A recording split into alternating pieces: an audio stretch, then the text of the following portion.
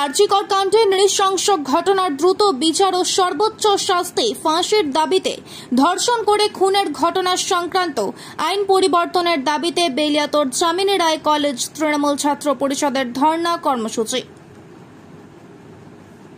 উপস্থিত ছিলেন বরজোড়া ব্লক তৃণমূল ছাত্র পরিষদের কনভেনার শেখ নঈম হোসেন সহ রাহুল ঘোষ, আমির খান, সুখেন সিংহ, রাজেশ ঘোষ, চিন্ময় ঘোষ সহ যামিনী রায় কলেজের তৃণমূল ছাত্র পরিষদের একাধিক নেতৃত্ব।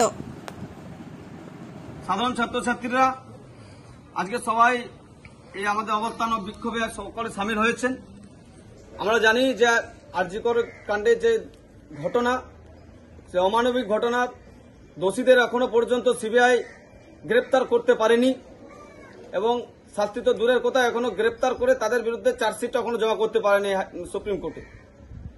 যাতে দোষীরা সাজা পায়, ফাঁসি হয় দোষীদের, তার জন্য আমাদের দলনেত্রী মমতা বন্দ্যোপাধ্যায় এবং অভিষেক বন্দ্যোপাধ্যায় আমাদের সেনাপতি, তিনি 28-এর মঞ্চে সেদিন ঘোষণা করেছেন প্রত্যেকটি কলেজ ক্যাম্পাসে সাধারণ ছাত্রছাত্রীরা এবং তৃণমূল ছাত্র পরিষদের ছেলেরা সকলে মিলিতভাবে এই আমাদের প্রতিবাদ অবস্থান বিক্ষোভ করতে হবে। সেই অনুযায়ী আমরা আমাদের দলনেত্রী মমতা বন্দ্যোপাধ্যায়ের নির্দেশ মতো আমরা আজকে যামিনী রায় কলেজে সমবেত হয়েছি।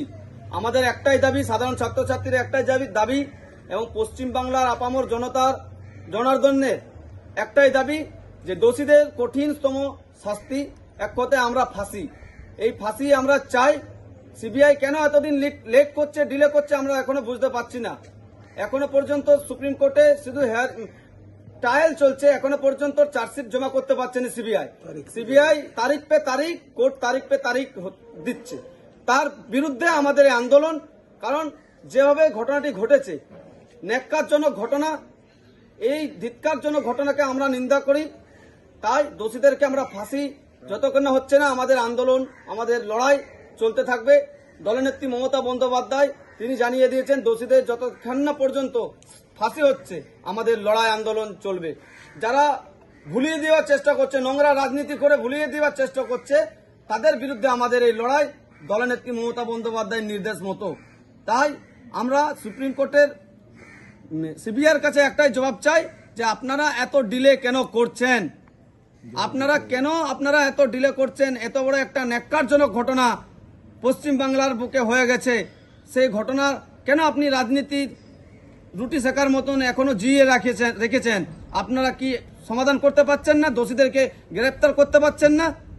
আপনারা গ্রেপ্তার করুন এবং যারা এই ঘটনার সঙ্গে যুক্ত আছে তাদের প্রত্যেককেই গ্রেপ্তার করুন এবং কোর্টে চার্জশিট জমা করে তাদের ফাঁসি দেওয়ার ব্যবস্থা করুন।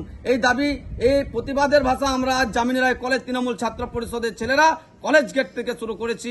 আমাদের দলনেত্রী মমতা বন্দ্যোপাধ্যায় এবং আমাদের সেনাপতি অভিষেক বন্দ্যোপাধ্যায়ের নেতৃত্বে আমাদের লড়াই চলবে।